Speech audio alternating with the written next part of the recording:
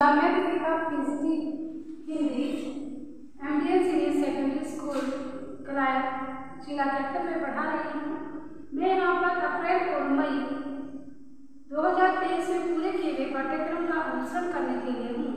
यह एमडीएन के छात्रों को एक बार फिर से समझने में मदद करने वाला है।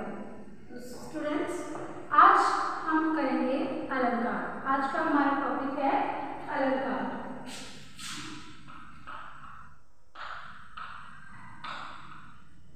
अलंकार, जैसा कि आप देख पा रहे हैं कि अलंकार जो है वो दो शब्दों के मेल से बना है।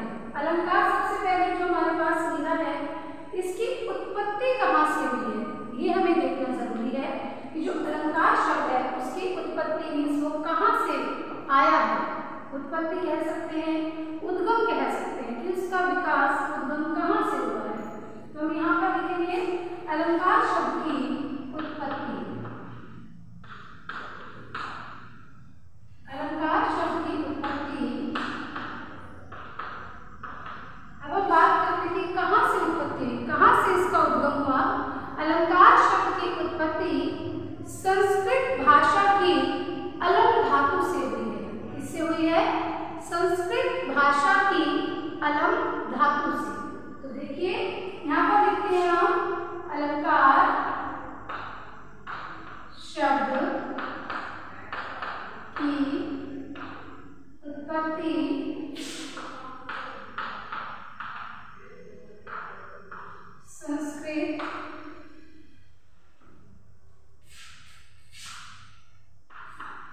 संस्कृत भाषा की अलंग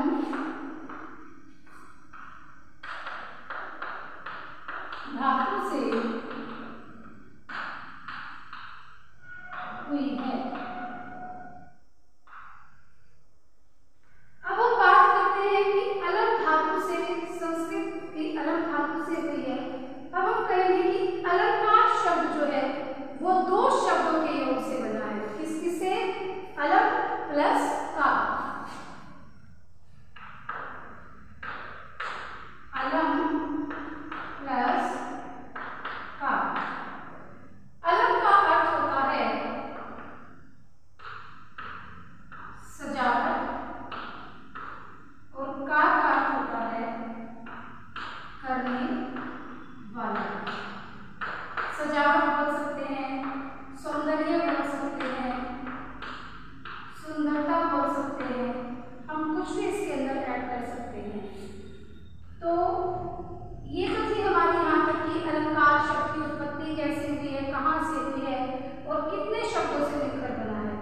तो हम कहेंगे कि जो हमारे पास ये अलंकार शब्द है, इस शब्द का शाब्दिक अर्थ क्या है?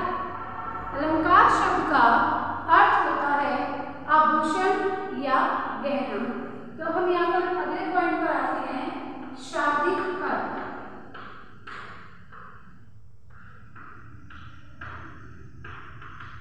शाब्दिक अर्थ, अलंकार का शाब्दिक अर्थ होता है आभूषण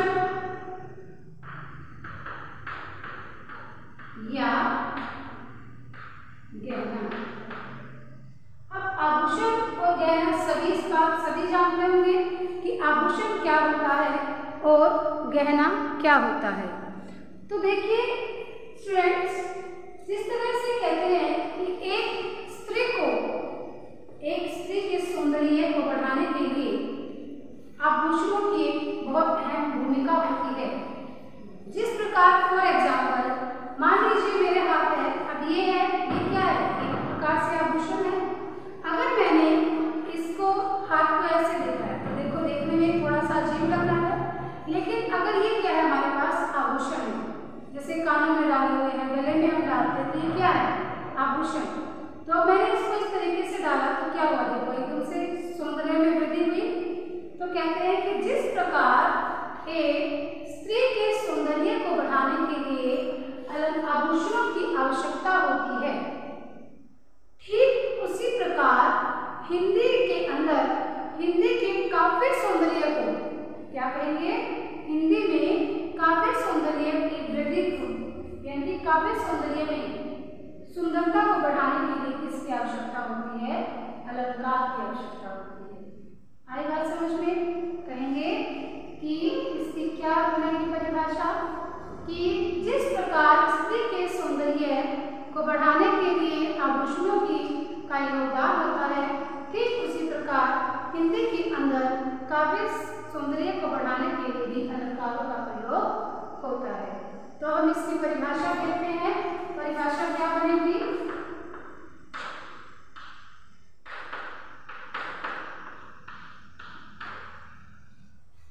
काव्य सौंदर्य सभी बच्चे जानते होंगे। काव्य सौंदर्य होता क्या है? अगर कोई नहीं जानता तो हम बता देते कि काव्य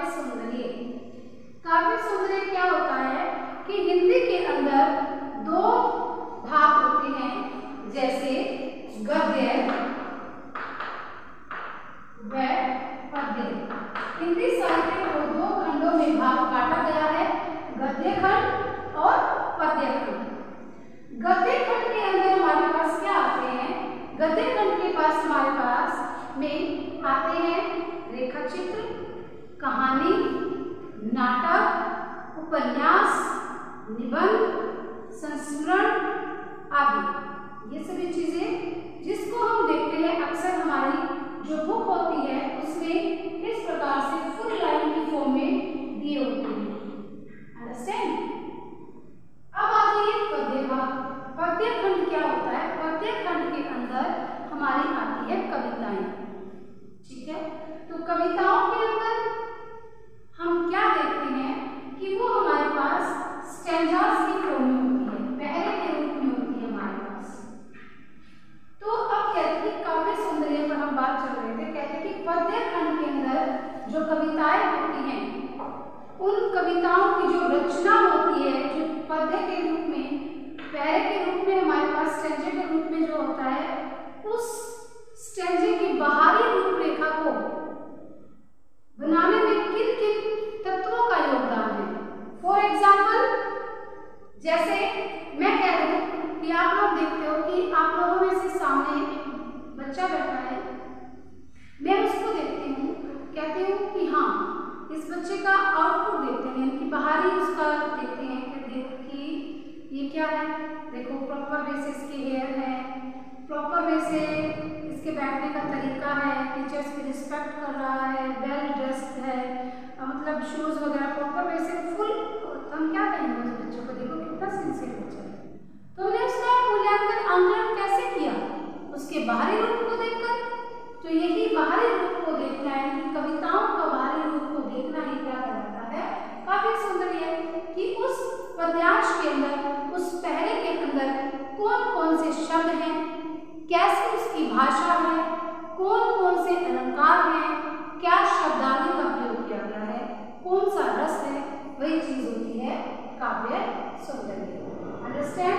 काव्य सौंदर्य होता है बाहरी रूप से आंकलन करना, बाहरी रूप को देख करके, बाहरी, और एक होता है भाव सौंदर्य। भाव सौंदर्य होता है भीतरी, इंटरनल, कि जो हमारे पास उस स्टैंजा के अंदर दिया हुआ है, जो हमारे पास उस स्टैंजा के अंदर जितना भी अर्थ छुपा हुआ है वो होता है भाव सौंदर्य। इतनी बात क्लियर है? तो अब हम आगे बढ़ते हैं टॉपिक की तरफ कि काव्य सौंदर्य में वृद्धि करने के लिए लिख सकते हैं काव्य सौंदर्य की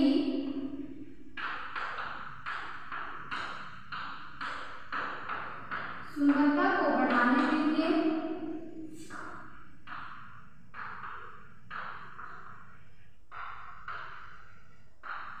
या हम कह सकते हैं चमत्कार उत्पन्न करने के लिए,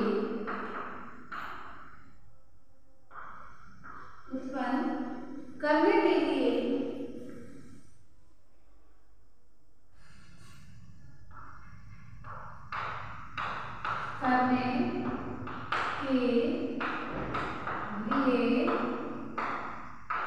जिन शब्दों का प्रयोग किया जाता है उन्हें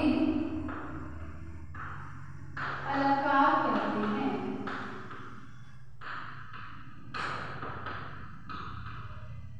तो इतनी बात सभी को समझ में आई।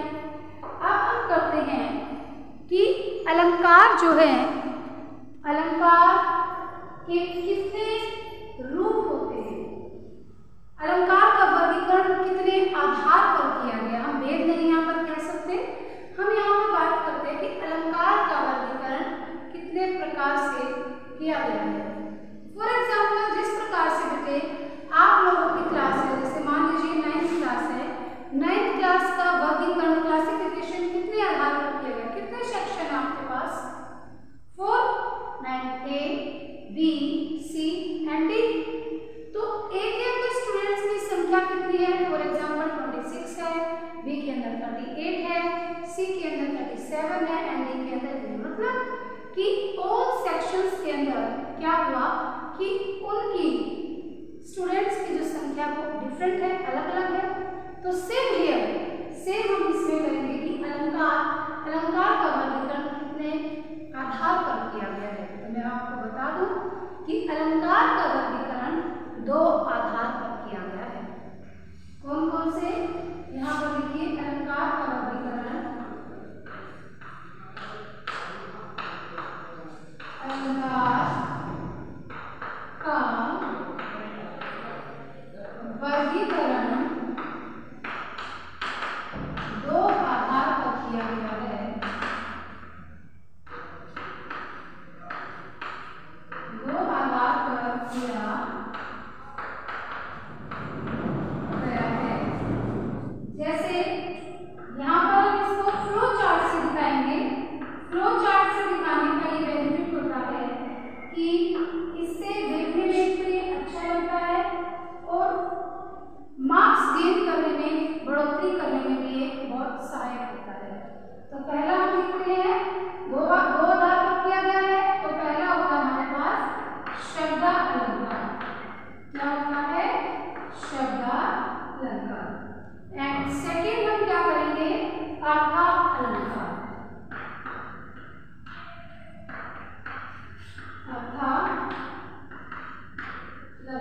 ठीक है, शब्दालंकार और अर्थालंकार। जैसा कि नाम से ही स्पष्ट होता है, शब्दालंकार, अर्थालंकार यानी कि अर्था और शब्द में से अ अलग कर दिया तो क्या रह गया, केवल शब्द रह गया। इसी प्रकार अर्थ में से अगर हम अ अलग कर दे तो क्या रह गया, अर्थ रह गया। तो ये शब्द और अर्थ, जैसा कि आप देख पा रहे हैं कि नाम से ही स्पष्ट होता है, शब्दालंकार और अर्थालंकार। शब्दालंकार की परिभाषा क्या हो जाएगी कि काव्य सौंदर्य में जहां पर शब्द के कारण चमत्कार उत्पन्न होता है। क्या, काव्य सौंदर्य में जहां पर शब्द के कारण चमत्कार उत्पन्न होता है उसे शब्दालंकार कहते हैं। अर्थालंकार, जहां पर काव्य सौंदर्य में अर्थ के कारण चमत्कार उत्पन्न होता है। चमत्कार का मतलब ये नहीं कि कोई जादू आ जाएगा आपके पास, वो चीज नहीं हम कह रहे। क्या कह रहे हैं कि चमत्कार का मतलब ये है कि वो उस चीज को अलग से विशेषण हट के थोड़ा सा दिखाए कि हाँ यहाँ पर ये चीज, इस चीज की वजह से इस चीज का महत्व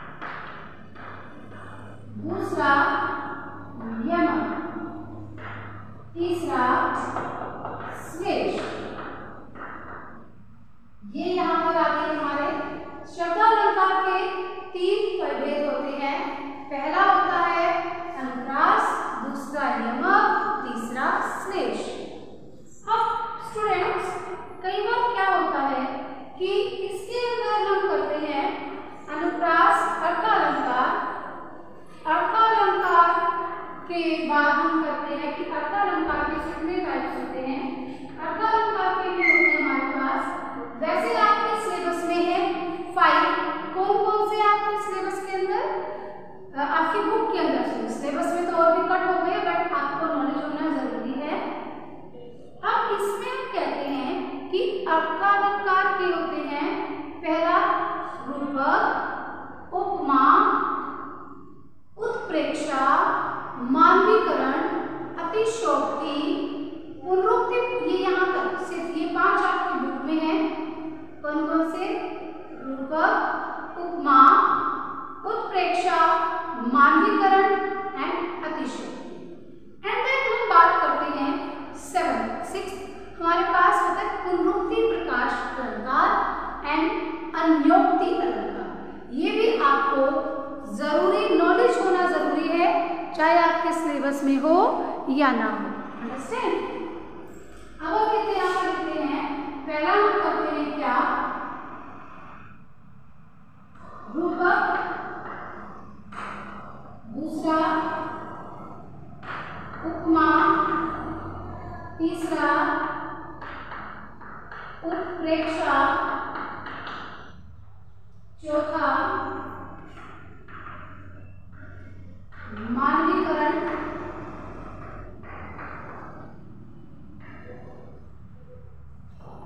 फिर हमारे पास आता है अतिशयोक्ति, उसके बाद आता है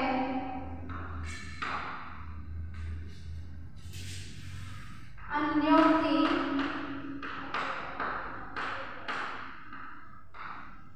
एंड पुनरुक्ति प्रकाश। कितना समझ में आया सब स्टूडेंट्स को कि अनुप्रास अलंकार क्या होते हैं? स्वयंवक श्रेष्ठ। लेकिन आपके सिलेबस में क्या है? सिर्फ अनुप्रास है और यमक है, रूपक है और उपमा अलंकार है। बाकी के आपके सिलेबस के अंदर नहीं है, बट फिर भी एक बार आपको नॉलेज होना जरूरी है। तो बच्चे आज हम नजर डालेंगे अनुप्रास अलंकार के पास कि अनुप्रास अलंकार क्या होता है। ये वाला अनुप्रास अलंकार के बारे में आज हम डिस्कस करने वाले हैं। तो यहाँ पर देखिए कि अनुप्रास अलंकार क्या होता है। अनुप्रास अलंकार के अंदर हम लिखते हैं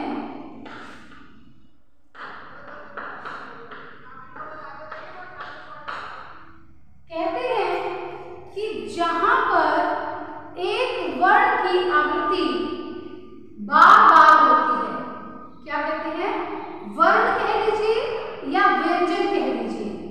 जहां पर एक व्यंजन की आवृत्ति बार-बार होती है, आवृत्ति का मतलब रिपीटेशन, दोहराई बार-बार होती है, उसे क्या कहते हैं?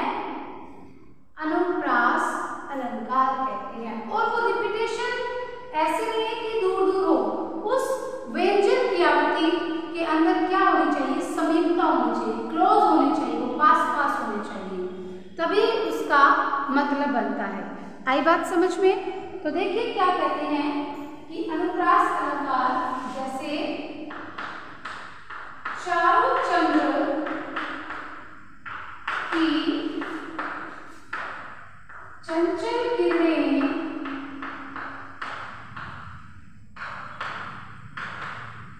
खेल रही थी जल थल में। अब बेटा देखिए ये है कि मैंने क्या बोला था कि एक व्यंजन की आवृत्ति बार बार हो और उनके अंदर समीपता हो, समीप हो। ये नहीं बीच में जैसे यहाँ पर आ गया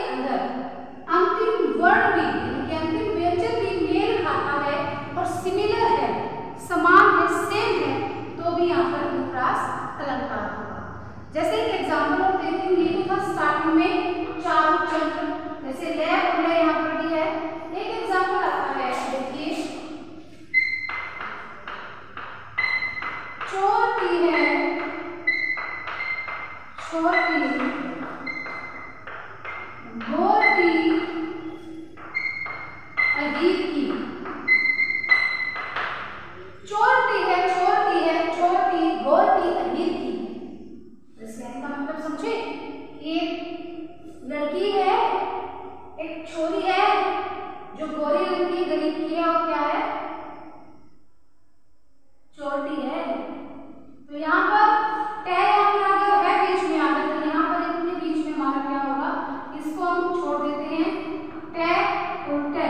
अंतिम वर्ण, शब्द के अंतिम वर्ण की समानता के कारण की एक व्यंजन की आवृत्ति बार बार हो रही है, तो यहाँ पर क्या है? अनुप्रास अलंकार है। तो स्टूडेंट्स, आज के लिए आपका इतना ही रहेगा। तो उम्मीद करती हूँ कि आपको समझ में आया होगा। अगर नहीं समझ में आया है, कोई भी डाउट है, तो आप हमें मैसेज करके या कुछ भी किसी भी जरिए से आप पूछ सकते हैं। Okay, thank you, have a nice